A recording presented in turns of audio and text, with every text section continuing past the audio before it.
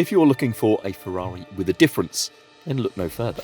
This is the Ferrari SF90 and it has a number of firsts. It's the first mid-engined four-wheel drive Ferrari, the first road-legal Ferrari to have 1,000 metric horsepower, but above all, it's the first Ferrari with true plug-in hybrid capability.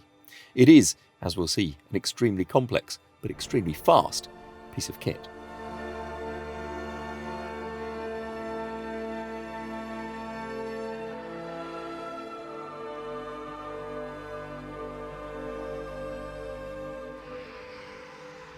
So welcome to the inside of a Ferrari SF90, of which I have two. Actually, not one but two, why wouldn't you?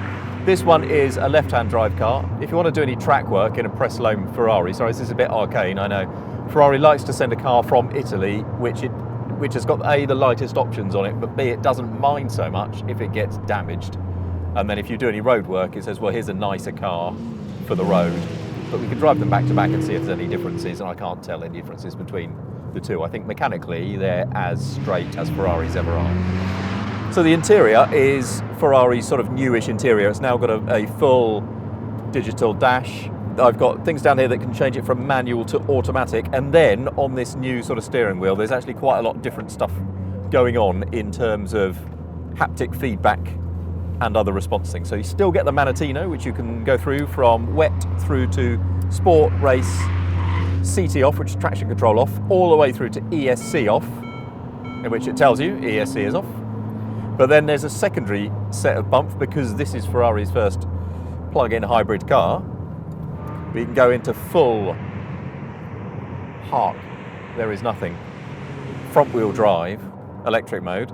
Put it in hybrid, in which case it does what it thinks. If you're on circuit, you press performance, then it works on charging the battery and giving you as much power as it can. And if you go into qualifying, it just gives the motors as much oomph as it can all the time, even though that may drain the battery.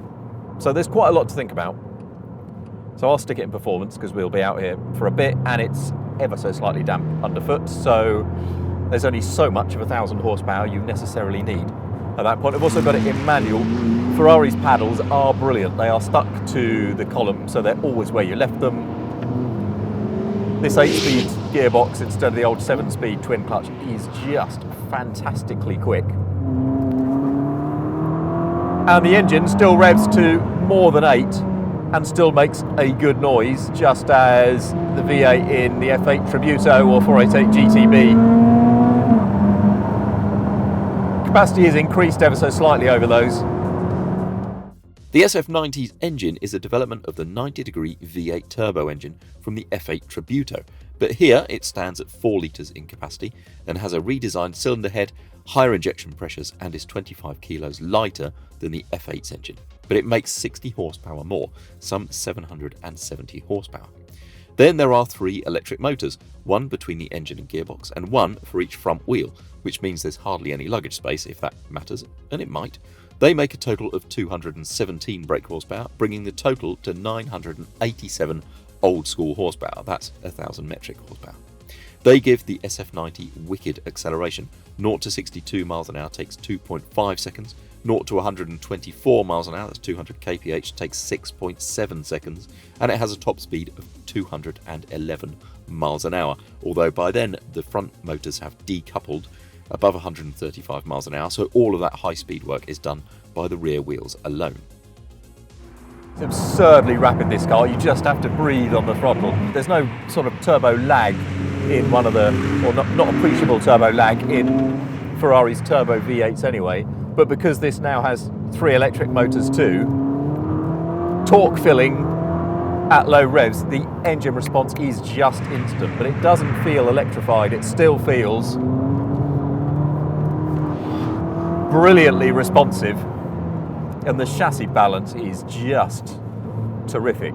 This is a heavy car. We've had it on the scale and it weighs just under, like 3 or 4 kilograms under 1,700 kilos. So it's a reasonably heavy car. It's a reasonably wide car. See how that see what that means for it as a road car a bit later. You don't notice the width on track really. You just got a great view out. I can see sort of the wings on either edge, so it's very easy to place.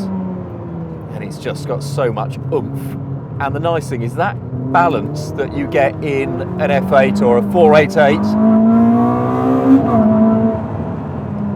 where it understeers very little and it just breaks into really progressive oversteer,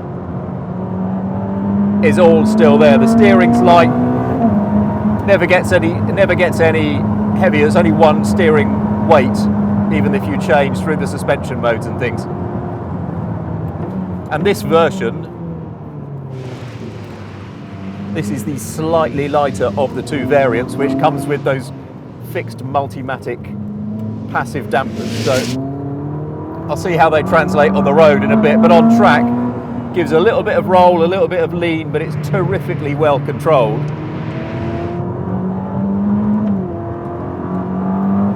Oh, it's really, really brilliant, actually. Really, really good. In some ways, you could say this car sort of feels like a technical exercise. You know, Ferrari is doing it to see how it can circumnavigate the rules and regulations that may come in some cities by giving you a car that can drive on zero emissions. And therefore, it's slightly compromised because the whole hybrid system and the batteries and everything else weigh more than 200 kilos. So this is naturally a much heavier car than an F8 Tributo or a 488 or 458 or all of the other mid-engined Ferraris that have come before it. And therefore you could argue it's maybe a little bit less fun, especially because power goes to the front to pull you out of a slide in the same way that, not sure Ferrari will love the comparison, in the same way that a Honda NSX does. It starts sliding at the back, then power at the front just pulls it straight again. Whereas with other mid-engine Ferraris of late, you can just slide them all day long. This wants to be in a straight line.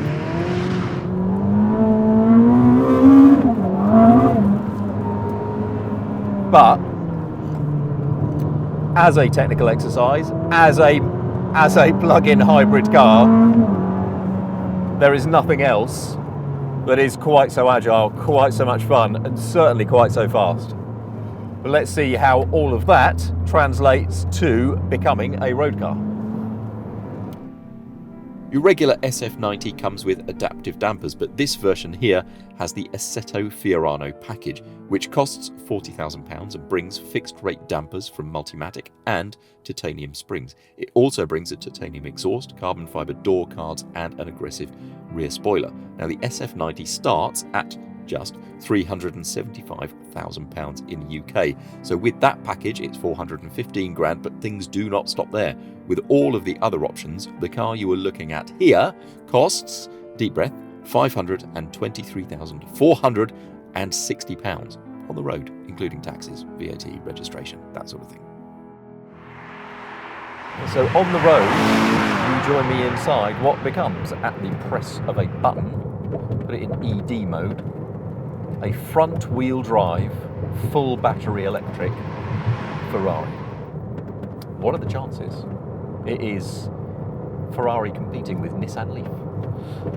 Which is interesting, isn't it? I've got a nearly full battery here, which is good for sort of 12 miles of range. It should do around 25 kilometres, what's that, about 13 and a bit miles on EV power alone. And that's useful if you want to not annoy your neighbours.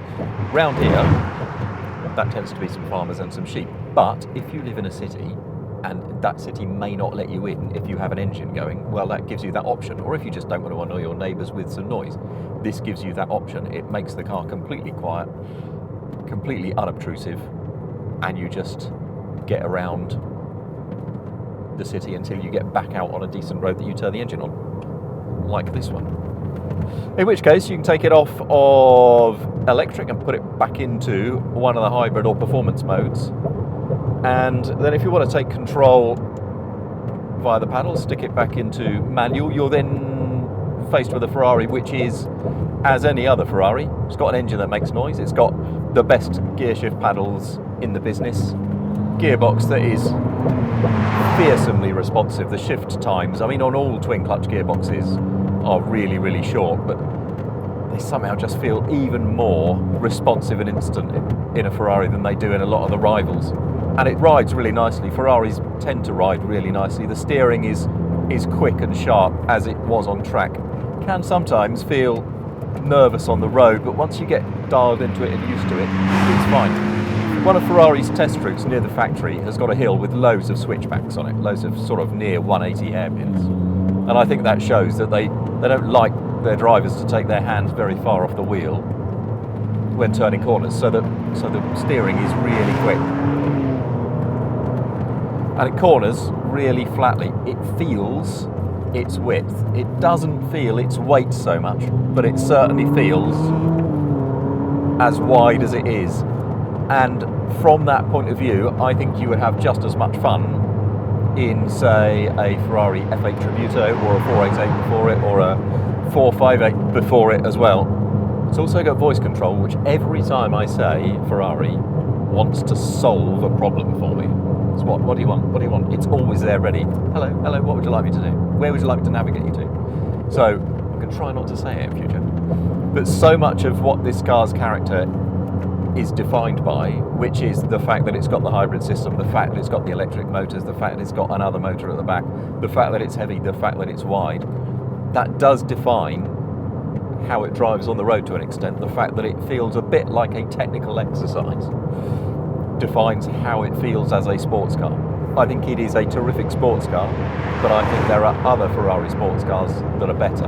But if you really must have one that doesn't emit anything in cities, then this is the one to go for. And as a technical exercise, as a way of circumventing rules and going, yeah, okay, this is a Ferrari that is fit for rules that may be coming in some places, then it is a really special piece of kit.